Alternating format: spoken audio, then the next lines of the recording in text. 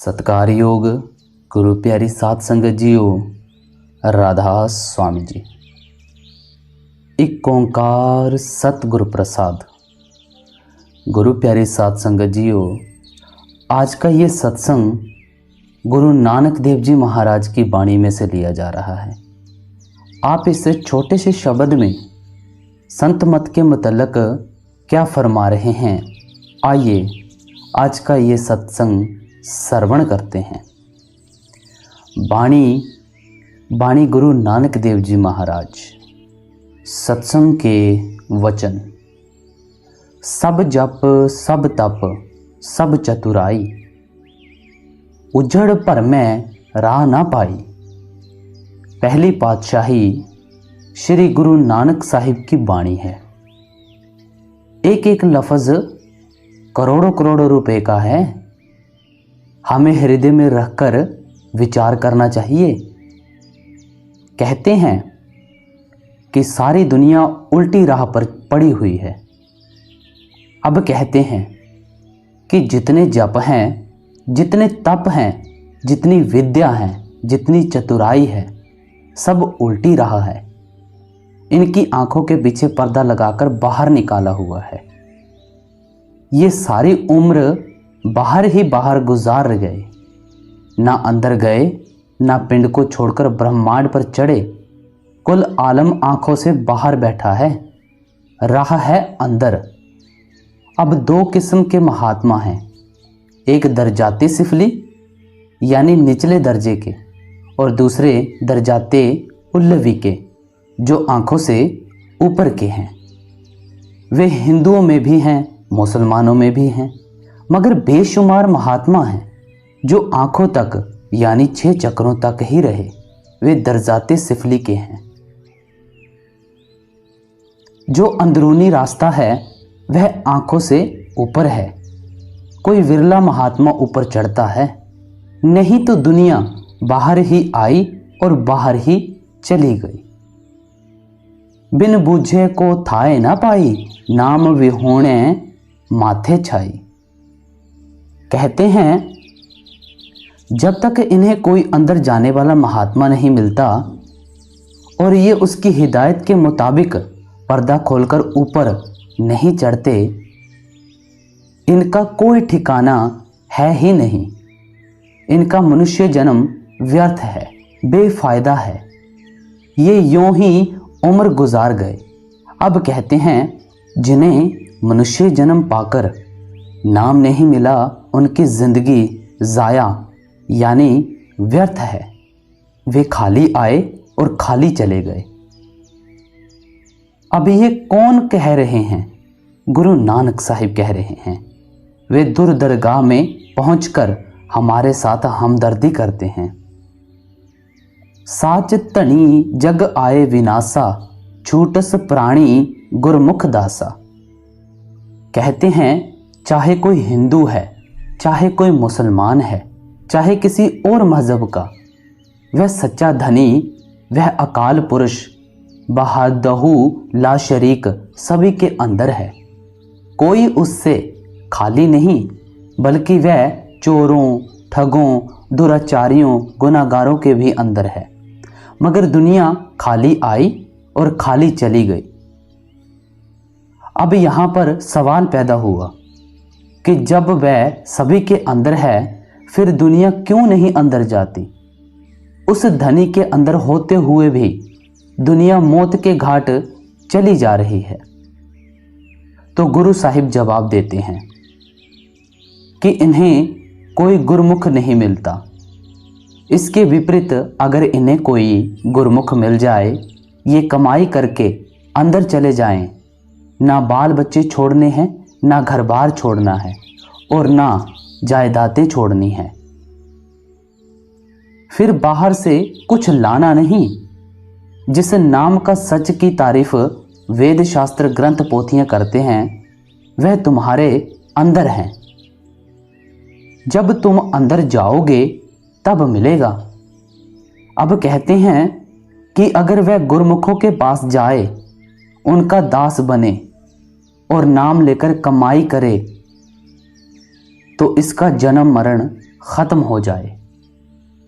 मगर मन इसे दास नहीं बनने देता, बल्कि कहता है कि मैं आलिम, मैं फाजिल, मैं गुणी, मैं ज्ञानी, फिर दास कौन बने। जग मोह बाधा बहुती आसा, गुरमति इक भय उदासा। कहते हैं दुनिया के लोग बेटे बेटियों, जायदादों और कई सामानों के मोह में सारी उम्र गंवा गए। अब कहते हैं कि जब तक यह दुनिया के सारे मोह तोड़कर परमात्मा से मोह प्रेम नहीं करता, इसे ले कौन जाए। सारी दुनिया काम, क्रोध, लोभ, मोह, अहंकार में, बेटे बेटियों के जाल में और कई ख्यालों में कैद हैं। अब जब तक इन्हें कोई पूरा गुरु ना मिले और ये उससे नाम लेकर कमाई ना करे, तब तक इनकी आशा मनसा नहीं मरती। सुथरा ने किसी से पूछा कि घर किस तरह मजबूत होता है। उसने कहा कि खंभों से। तो सुथरा ने सारे मकान में खंभे ही खंभे गाड़ दिए और खुद बाहर जाकर खड़ा हो गया। किसी ने पूछा कि घर में नहीं बैठते, तो कहता है कि अगर घर में जगह होती तो और खंभे ना गाड़ देता। इसी तरह हमारे अंदर भी परमेश्वर के लिए जगह है नहीं।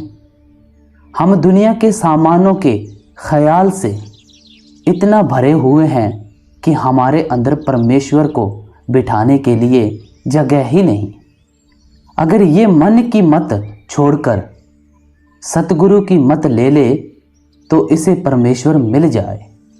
जब ये सतगुरु के पास जाता है तो वह कहता है कि देख प्यारे, सारी दुनिया फना यानी नाशवान है, सिवाय नाम और सतगुरु के कोई चीज़ साथ नहीं जाती। अब जो चीज़ साथ नहीं जाएगी उसके लिए हम सारी उम्र गवा देते हैं, और जो साथ जाएगी उसके लिए 2 घंटे भी नहीं देते। कितनी गफलत है ना। अंतर नाम कमल प्रगासा, तिन्ह कहो नाही जम की त्रासा। अब गलती क्या है कि हमारा हृदय कमल उल्टा हुआ पड़ा है। हमारी रुचि, हमारी ख्वाहिश नीचे की तरफ है, यानी बेटे बेटियों की मोहब्बत, जायदाद का प्यार। जिस तरह एक गिलास को सारा साल उल्टा रखो तो बारिश की एक बूंद भी अंदर नहीं जाती। अगर सीधा करके रख दो तो पहली बारिश से नहीं तो दूसरी बारिश से भर जरूर जाएगा। इसी तरह जब हमें कोई महात्मा मिले और वह अंदर की राह दे तो हमें पता लगे कि ईश्वर परमेश्वर खंड ब्रह्मांड हमारे अंदर हैं। फिर जब हम अपनी आत्मा को समेटकर ऊपर ले जाएंगे तो हमारा हृदय कमल जो उल्टा पड़ा हुआ था वह सीधा हो जाएगा। हम सभी के अंदर अमृत बरस रहा है, फिर हृदय कमल अमृत से भर जाएगा। जब मन उस अमृत को पिएगा, सारी दुनिया की सारी लज्जतों को छोड़ देगा। कहते हैं कि अगर ये सतगुरु का हुक्म माने, अंदर जाए, अमृत पिए, तो मन इंद्रियां इसे छोड़ दें, यानी आत्मा आज़ाद हो जाए और ये सचखंड को चली जाए। कितना उत्तम वचन है। अब कहते हैं कि इसके अंदर नाम है, वह मीठे से मीठा राग और प्यारे से प्यारा गीत है। अगर ये अपनी रूह को उसके साथ लगा दे तो इसकी मौत के वक्त ना यमदूत आएंगे, ना धर्मराय के दरबार में जाकर हिसाब देना पड़ेगा, बल्कि सतगुरु आएगा और साथ ले जाएगा। अब देखो गुरु नानक साहिब कितना सुंदर उपदेश दे रहे हैं। मगर लोग वो तो कहते हैं यह जग मिठा अगला किन डिठा। इसमें शक नहीं कि डॉक्टर बीमार की बीमारी नहीं लेता, मगर जब वह दवाई खाएगा बीमारी दूर हो जाएगी। इस तरह अगर सच्चा विश्वास है, पूरा प्रेम है और कमाई करता है तो इसकी मौत के वक्त यमदूत नहीं आते। जग त्रिय जित कामण हितकारी, पुत्र कलत्र लग नाम विसारी। अब गुरु नानक साहिब दुनिया को देखते हुए कहते हैं कि हाय अफसोस, सारी दुनिया भूली हुई है।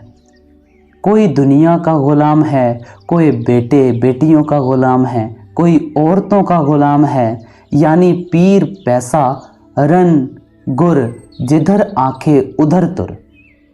अब कहते हैं कि सारी उम्र औरतों से प्यार किया, बेटे बेटियों से प्यार किया, दुनिया के सामानों से प्यार किया, अंदर ना गए, पर्दा ना खोला, मुक्ति ना हुई।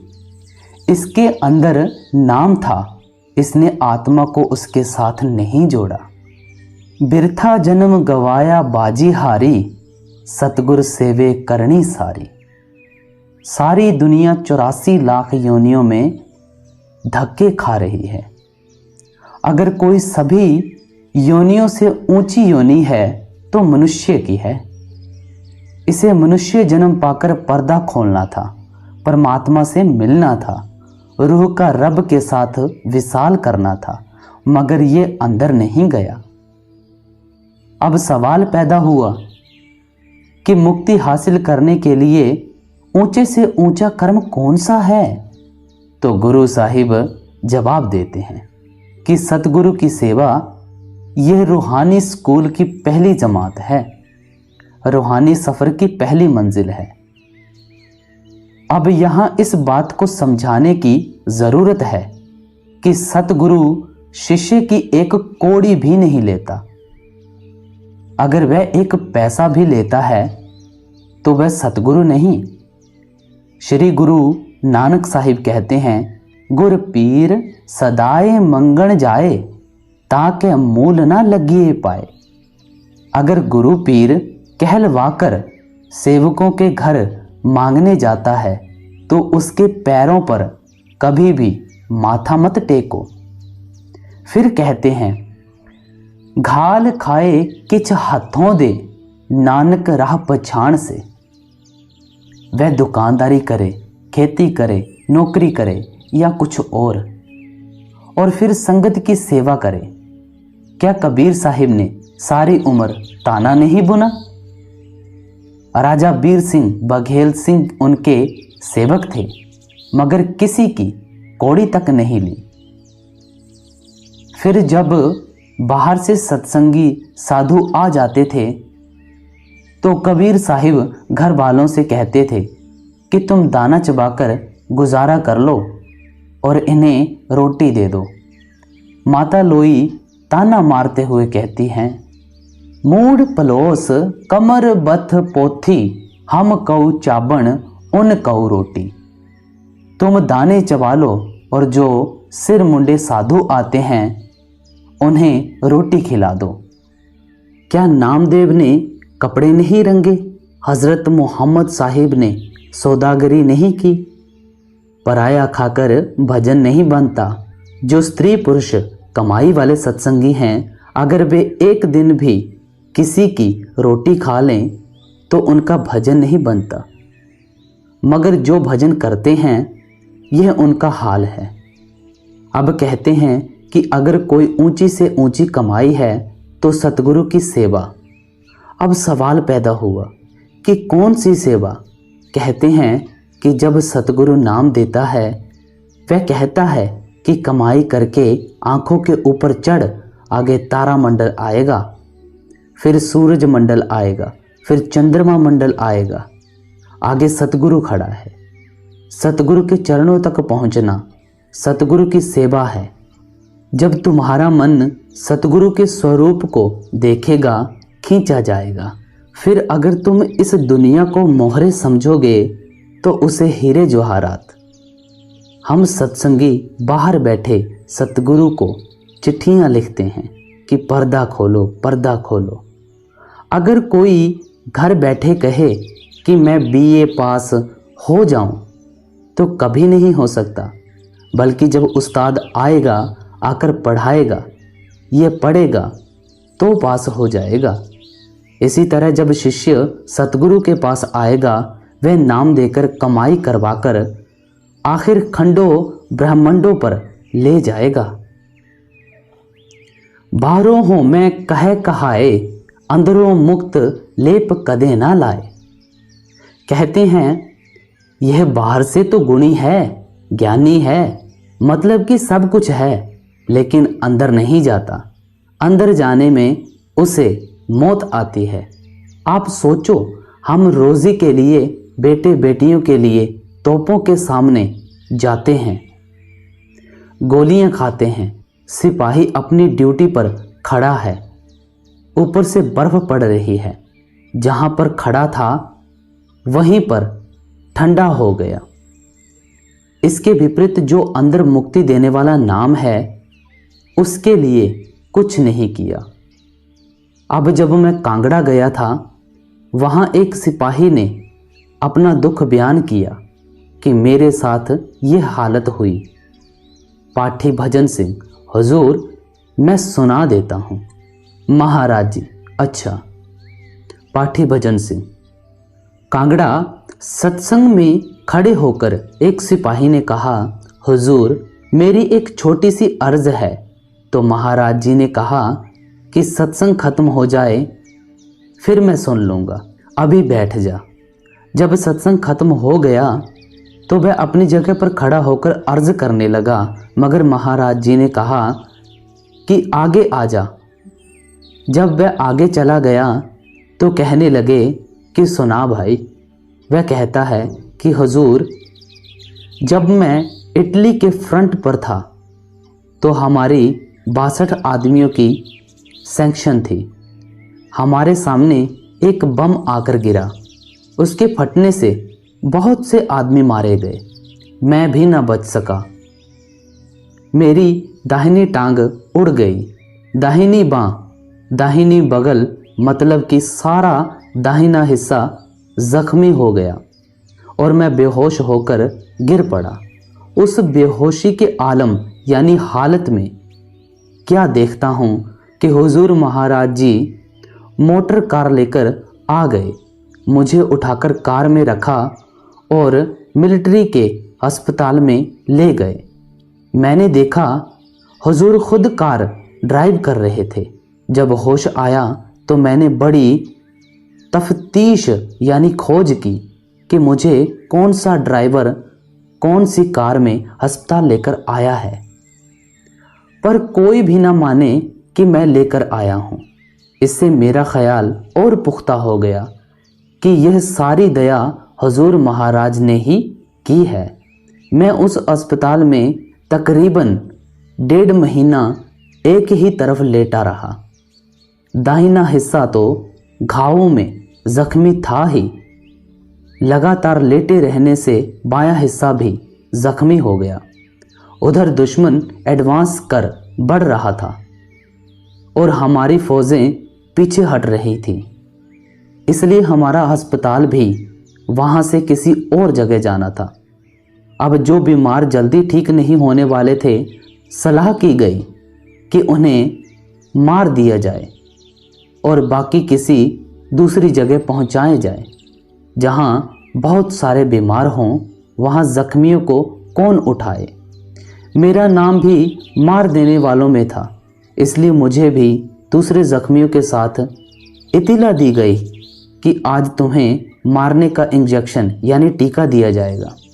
जब डॉक्टर मेरे पास आया तब मैंने उससे कितनी ही मिन्नत की कि मुझे मारने का इंजेक्शन ना दिया जाए, पर मुझे पता चला कि उसने मारने का इंजेक्शन मुझे दे ही दिया है, क्योंकि थोड़ी देर के बाद मुझे सब कुछ हरा ही हरा नज़र आने लग गया।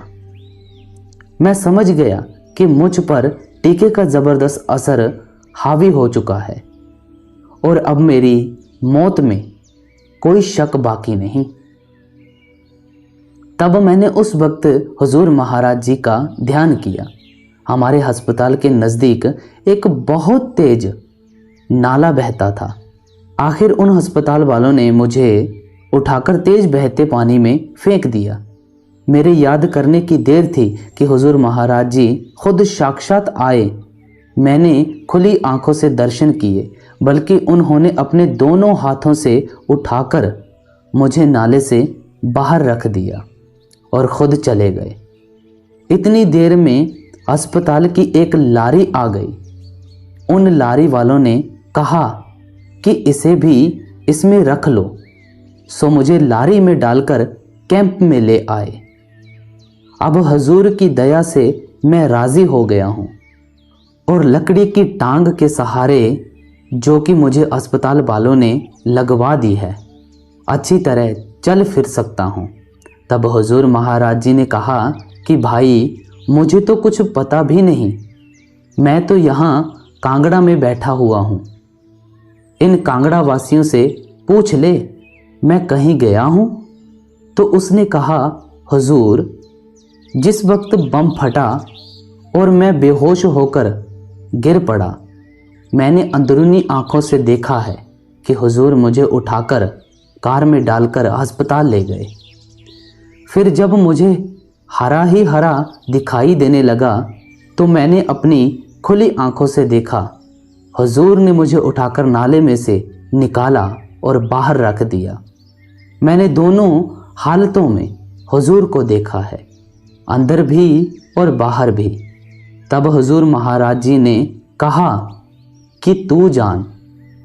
आखिर कहता है कि सच्चे पातशाह, अब मैं काम करने के काबिल नहीं रहा और उन अफसरों ने मुझे कोई खास बहादुरी का इनाम भी नहीं दिया और जो दिया है उसके मुताबिक दी गई पेंशन से मेरा गुजारा नहीं हो सकता। मैं बाल बच्चों वाला हूँ, मुझ पर कृपा करो। तब महाराज जी ने कहा कि तू फिक्र ना कर, जिस मालिक ने तेरी अंदर और बाहर संभाल की है, क्या वह आगे संभाल नहीं करेगा?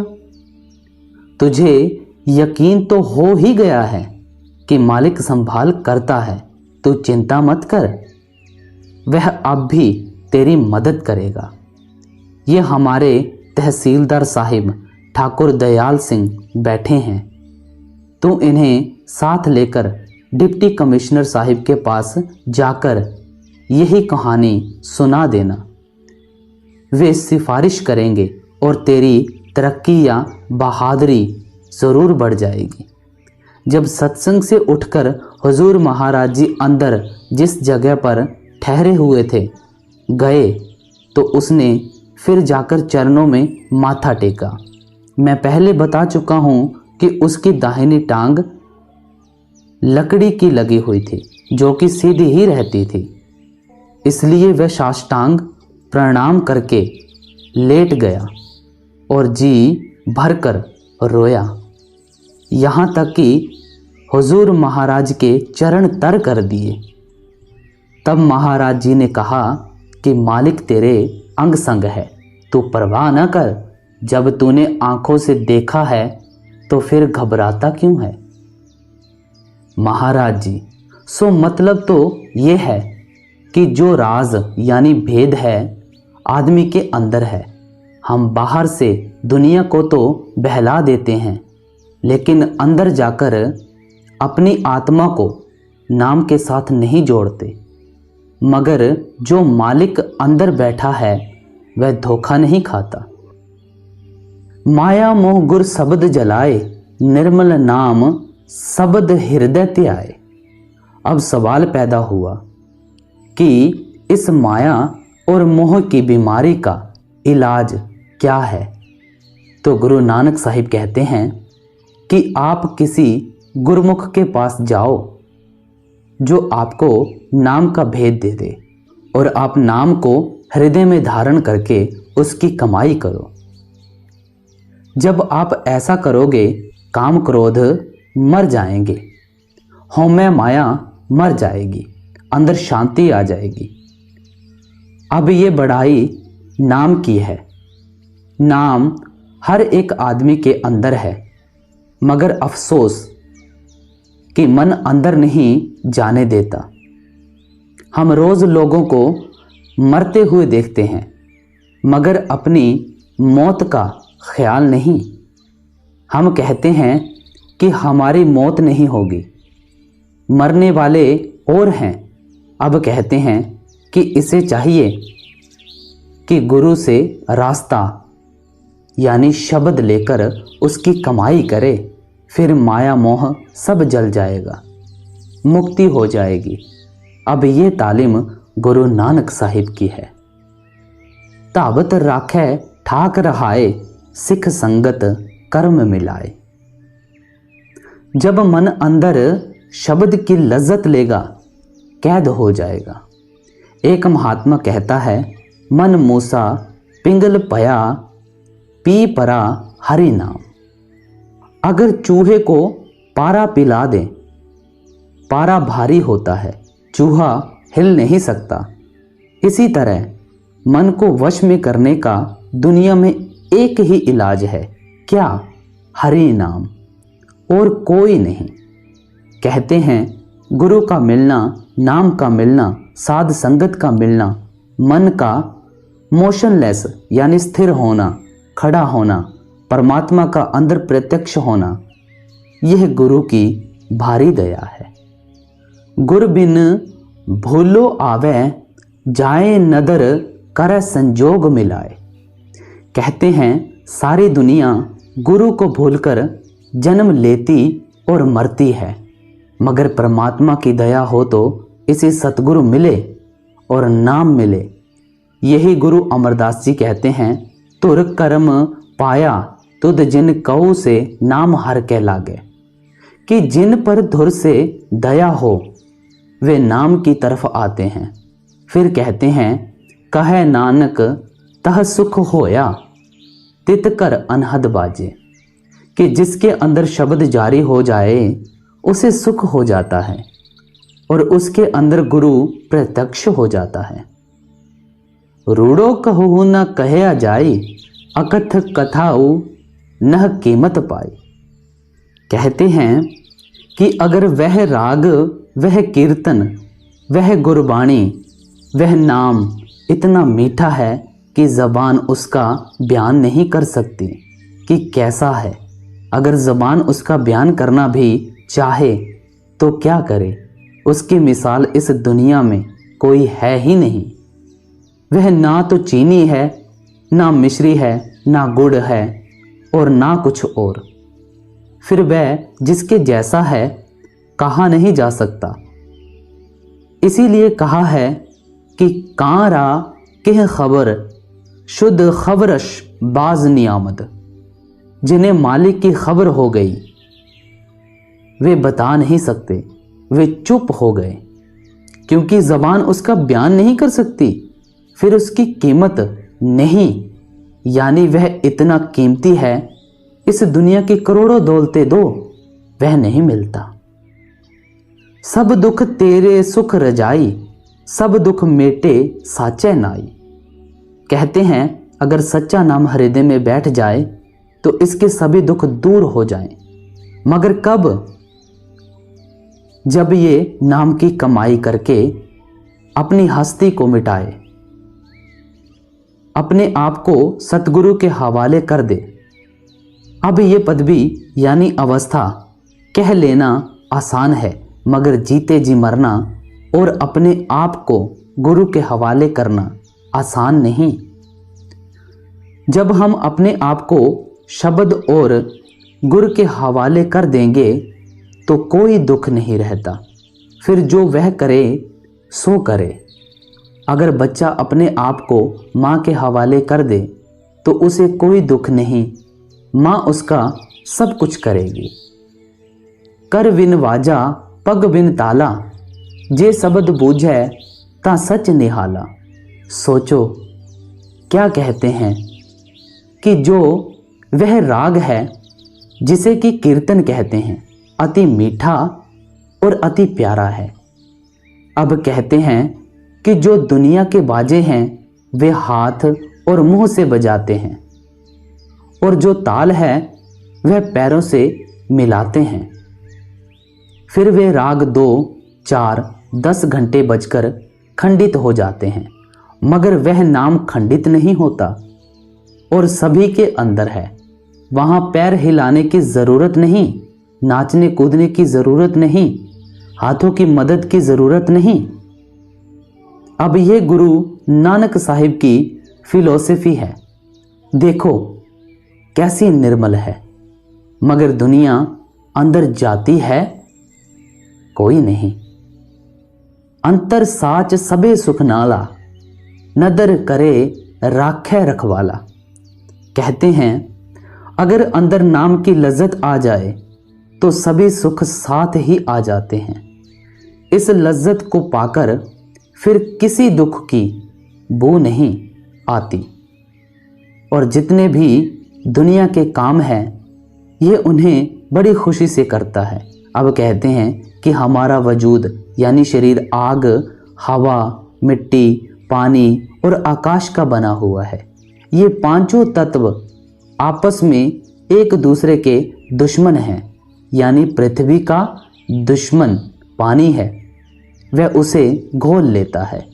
पानी का दुश्मन आग है, आग उसे जज्ब कर लेती है।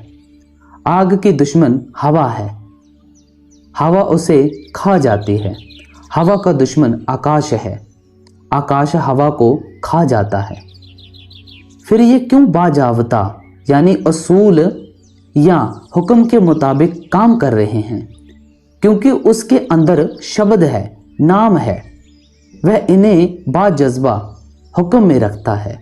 वे बाजज्बा बेकाबू नहीं होने देता, हर वक्त वजूद की रक्षा करता है। अगर शब्द की धार बंद हो जाए तो झट मौत आ जाए। फिर जिनके अंदर शब्द प्रकट है उनके निकट यमदूत नहीं आते। त्रिभुवन सूझे आप गवावे, बाणी बूझे सच समावे। कहते हैं अगर ये नाम की लज्जत लेकर अपनी हस्ती को उसमें लीन कर दे तो त्रिलोकी की चोटी पर पहुंच जाता है, बल्कि इससे भी आगे लांघ जाता है।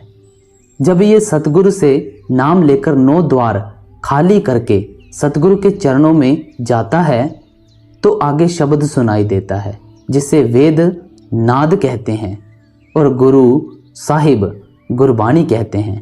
सारे ऋषि मुनि उसी की महिमा करते हैं। दुनिया के सभी ग्रंथ और किताबें उसी की महिमा करती हैं। जैसा कि गुरु रामदास साहिब भी कहते हैं, बाणी गुरु गुर है बाणी, विच बाणी अमृत सारे। मगर हम विचार तो नहीं करते। सब विचारे एक लिवतारा, नानक तन सवारण हारा। सब कुछ कहकर आखिर में कहते हैं कि अगर ये अंदर उस शब्द को, उस प्यारे से प्यारी तान को सुन ले, यानी अपनी आत्मा को उसके साथ जोड़ दे, तो फिर कौन जन्म ले और कौन मरे, कौन आए और कौन जाए। अब ये तालीम गुरु नानक साहिब की है, मगर हमारे अंदर सुथरे के खंभों की तरह जगह ही नहीं, बल्कि अंदर दुनिया भरी हुई है। गुरु प्यारी साध संगत जियो, आपने ये सुना कितना रूहानी सत्संग था, और इस सत्संग को सुनकर हमें भी विचार करना चाहिए और उस शब्द नाम की कमाई में लग जाना है। गुरु प्यारी साध संगत जियो, ऐसे ही रूहानी और सत्संग सुनने के लिए इस चैनल को सब्सक्राइब करके नोटिफिकेशन बेल ज़रूर दबा देना, ताकि हर सत्संग की नोटिफिकेशन आप तक टाइम से पहुंच जाए।